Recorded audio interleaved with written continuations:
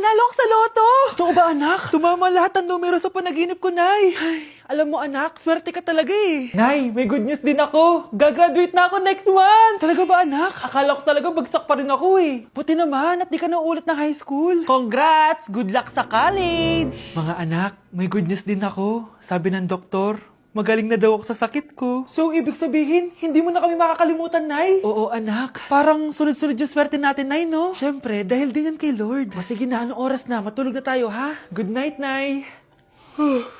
Grabe, ang kalat naman. O anak, ba't kising ka pa? Nay, sobrang kalat kasi dito sa bahay. Naglinis lang ako. Anak, tigil mo yan! Masama yan! Ha? Bakit? Masama naman maglinis, Nay? Hindi mo ba alam yung pamahiin na bawal magwalis sa gabi? Kasi pag nagwalis ka, parang tinataboy mo daw yung swerte palabas ng bahay. Ako, Nay, 2025 na, naniniwala ka pa rin sa pamahiin? Tumatanda ka na talaga. Ay, hindi ko alam, anak. Takot lang ako na malasin ulit tayo. Sige na, Nay, itulog mo na yan. Malapit na ako matapos dito. Matulog ka na rin, ha? Nasaan na yun? Hindi pwede mawala yun! Oo, anak, ano nangyayari? Umagang-umaga sumisigaw ka. Nay, nawawala yung lotto ticket natin. Hindi natin makiklaim yung pera. Ha? Sige anak, tutulungan kita maghanap, ha? Ay, baka nandito lang yung banda. Oo anak, ba't ka umiiyak? Ayoko na. Ginawa ko naman lahat eh, pero binagsak pa rin ako ng teacher ko. Ano? Hindi na daw ako kasama sa mga gagraduate, Nay. Lahat ng effort ko nasayang. Anak! Nay, magpahinga ka muna. Ako na muna bahala dito. Ano na namang nangyayari sa pamilya natin? Anak? Scarlett? Kyle? Susan? Kamusta ka na? Dok? Ba't nandito ka? Dinalaw kita para kamustahin ka. Mga musta? Eh di ba sabi niyo magaling na ako, Dok? Yun din nakakala ko. Ha? Teka lang, nakita mo ba yung mga anak ko? Susan, matagal nang patay ang mga anak mo. Ha? Hindi mo ba naaalala? Pareho silang na-depress. Si Scarlett dahil sa nawala niyang lotto ticket. Si Kyle naman dahil hindi nakagraduate. Kaya, ayun. Kailangan mo ulit maggamot, Susan. Dahil lumalala na naman ang demensya mo. Grabe, nakakapagod mag-aral. Tara, Bes, road trip tayo. Hindi, arcade na lang. Hindi, Bes, road trip na lang. Arcade! Hep! Away ng away eh. May share ako na bago na sure ako kung saan tayo magkakasundo.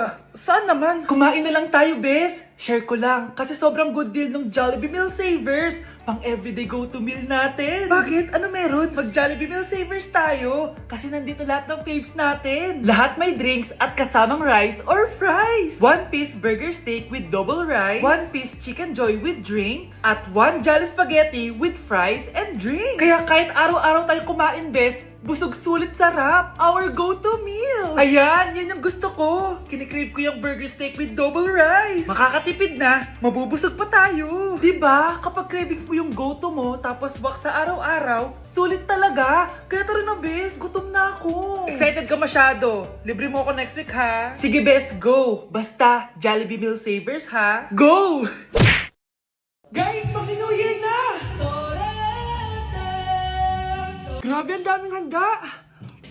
Sarap! 3, 2, 1, Happy New Year! Anak, bumangon ka na dyan! Bilisan mo kumain, anak! Malalate ka na sa school! Excited ka na ba ulit mag-aral, anak? Bakit ang bilis ng bakasyon? Ready? Yep. 3, 2, 1, go! Ah! Bang! Bang! Bang! Bang!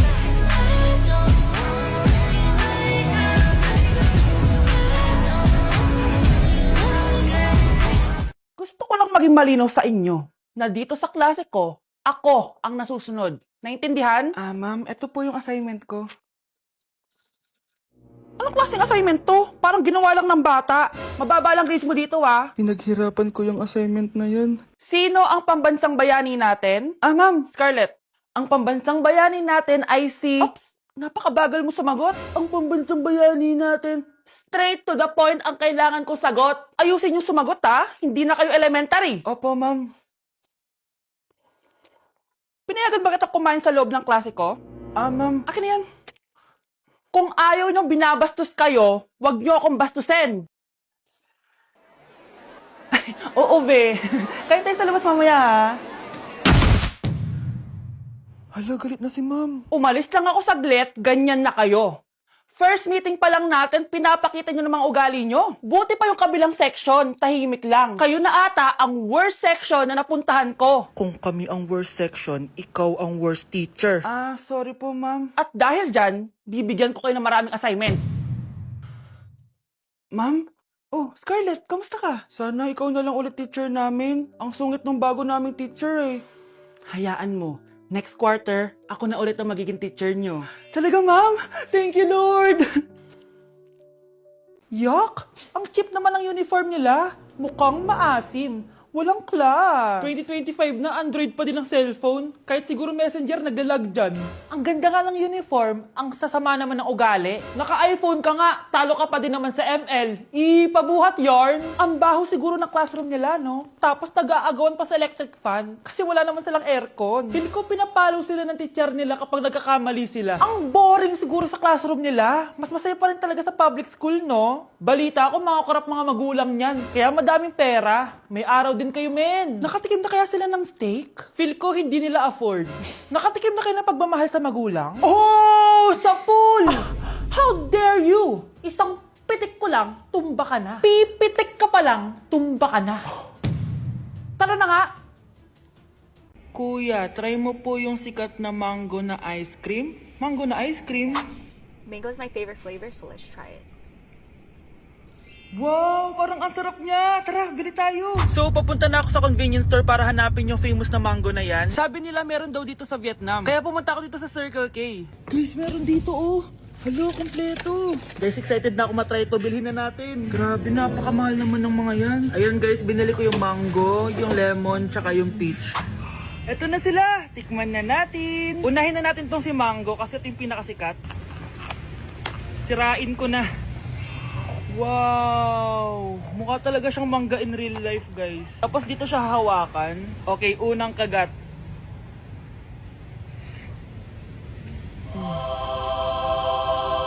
Ang sarap na! Lasa talaga siyang mangga, promise, na may konting gatas. Medyo maasim din siya na onte. 10 out of 10 to sa akin, guys. Okay, next naman itong peach. Mukha siyang puwet ng bata, oh. Okay, kagatin na natin. Ang nostalgic ng lasa niya. Nangingilo ako guys, sobrang lamig. Pero ang sarap niya, hindi siya sobrang asim, hindi rin siya sobrang tamis. Like, sobrang sakto lang talaga. For me, 9.5 out of 10 to. Okay, last, etong lemon. Wow, mukha talaga siyang lemon, no? Okay, unang kagat. Ba't parang wala siyang lasa? Tapos, hindi rin siya lasang lemon. Parang ice cream na wala lasang wala. Wala akong nadalasahan. Alam ba kami sakit na ako. 2 out of 10 lang to sa akin kasi hindi niya ako na-satisfy. For me, masarap naman sila kaya itry nyo guys. At kung may gusto pa kayo ipatry sa akin, itatry natin yan. So comment lang kayo guys. Bye!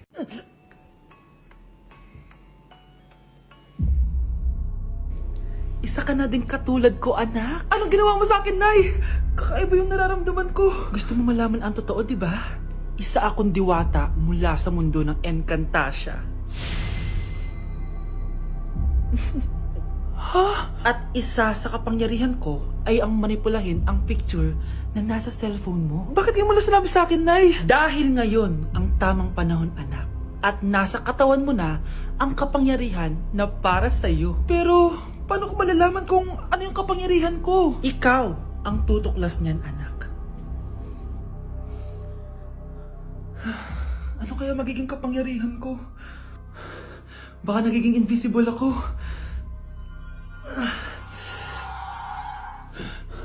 Hindi ako nawala. Baka kaya ko magpalutang ng gamit.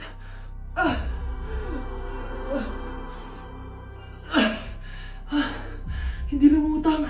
Ang hirap naman neto. Baka kaya ko tumagos sa pintuan. Aray, aray, aray. Aray. Natatay ako.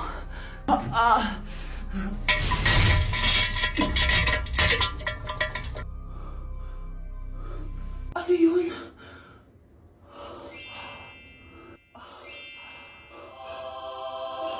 Ito ba yung kapangyarihan ko? Tumain ng ginto?